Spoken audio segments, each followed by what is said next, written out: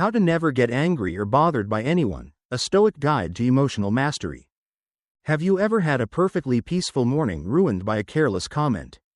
A passive-aggressive email, or a snide remark from someone who just knows how to push your buttons?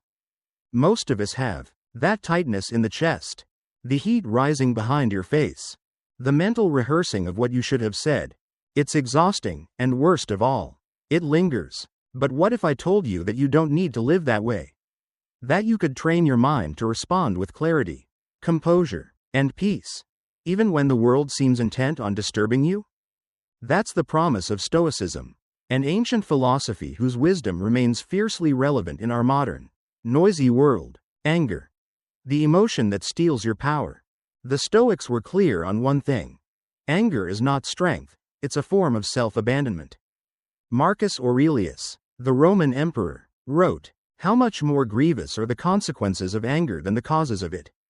Seneca, the philosopher and advisor to emperors, devoted entire essays to the dangers of anger.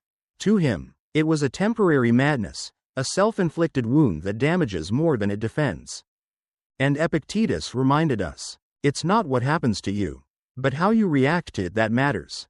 These men lived in times far more brutal than ours: plagues, war, betrayal, and yet they discovered something timeless: when you learn to master your response. No one can master you. Secret 1. Reframe insults. Perception is power. Let's begin with the most common trigger: insults. Someone mocks your work, questions your worth, undermines your ideas in a meeting. Your instinct? Defend, justify, fire back. But the Stoics invite a different response. Pause. And reframe. Seneca observed, "We suffer more in imagination than in reality." That insult, was it actually about you? Or about the speaker's own bitterness or insecurity? Most people who lash out do so from their own unresolved battles. When you internalize their words, you give away your peace to someone who hasn't even earned your respect. Instead, try this. Silently say to yourself, "This is their problem, not mine." By reframing insults as irrelevant noise, you move from a place of reaction to one of control. Secret 2. Control what you can. Ignore what you can't. Imagine you're walking through a peaceful park. The sun is shining, birds chirping, you're calm. Then someone bumps into you, barely apologizes, and keeps walking. Your peace vanishes. You feel disrespected. But here's the Stoic question. Is this within your control? Epictetus taught that all suffering begins when we try to control what we cannot. We can't control people's actions, but we can always control our response. Ask yourself, is this mine to carry? Is this worth my energy? If the answer is no, let it go. The bump didn't steal your peace. Your interpretation did. Secret 3. Practice negative visualization. One of the most misunderstood practices in Stoicism is premeditatio malorum, the premeditation of evils. Each morning, Marcus Aurelius would remind himself, "Today I will meet the rude, the ungrateful, the selfish," not to start his day in misery, but to reduce shock. By preparing for the fact that people will be difficult, you soften the emotional impact when it actually happens. You're not pessimistic, you're prepared. And preparation is what turns an emotional ambush into a non-event. Secret 4. Respond with indifference. Silence is strength. Let's say someone's trying to provoke you. They raise their voice, get personal, try to humiliate you. What do? The Stoic answer: nothing. Don't argue. Don't retaliate. Don't explain. Just smile. Walk away. Be indifferent. Seneca said, "The greatest remedy for anger is delay." And Marcus Aurelius observed, "The best revenge is not to be like your enemy." Think of it like this. When someone throws fire at you, the worst thing you can do is throw fuel. Silence, when done with grace, not bitterness, is not weakness. It's armor, and it kills drama better than any clever comeback. Secret 5. Daily mental training, the discipline of reflection. Stoicism is not theory. It's not philosophy for philosophers.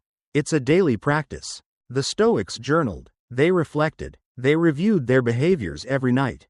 Marcus Aurelius' Meditations wasn't written for the world. It was his private journal, pages of reminders to stay calm. Stay kind. Stay focused. Try this simple habit each night. When did I feel anger today? What triggered it? What could I have done differently? You'll be shocked at how much power you take back just by paying attention. Secret 6. The 7-day challenge. Build the muscle of mastery. Now let's put this into practice.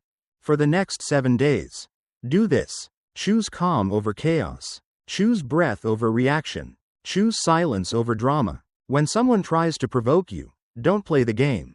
When someone tries to insult you, don't respond. When someone disappoints you, observe. Don't absorb. You'll feel something shift inside you. A lightness, a confidence, a quiet pride that no one else sees, but you feel deeply. Because you didn't just hold back, you rose above. Beyond the 7 days. Living as an emotionally free human. Here's the real secret. Anger feels powerful, but it makes you a puppet. Peace feels passive, but it makes you free. When you stop reacting to every jab, every delay, every rude driver, you begin to realize the world doesn't owe you harmony. It's your job to create it inside yourself. That doesn't mean you let people walk over you. It means you choose your battles. You decide when your energy is needed and when it's better kept. You are not your reactions. You are not their opinion. You are the calm beneath the storm. A personal reminder. This is hard, but worth it. Don't beat yourself up if you slip. Sometimes you will snap. Sometimes the noise will get to you. Sometimes your journal will be filled with regrets. That's okay. Growth isn't perfection, it's returning to practice. Again and again. Epictetus put it best. No man is free who is not master of himself. Every moment is another chance to choose mastery. Final reflection. What you gain when you choose calm. When you stop reacting with anger, you gain your mornings back. You gain your health back. You gain your self-respect back. No more replaying arguments in your head. No more overthinking what you should have said. No more giving power to people who don't deserve it. Instead, you walk tall. You smile more. You live lighter. Because the strongest person in the room isn't the loudest. It's the one who can't be moved. Call to action. If this message spoke to you, try the 7-day challenge. Respond calmly. Write in your journal. Let others talk, and you. Stay centered. And if someone asks you why you didn't fire back, why you didn't defend yourself, why you just smiled and moved on, say this: because I protect my peace.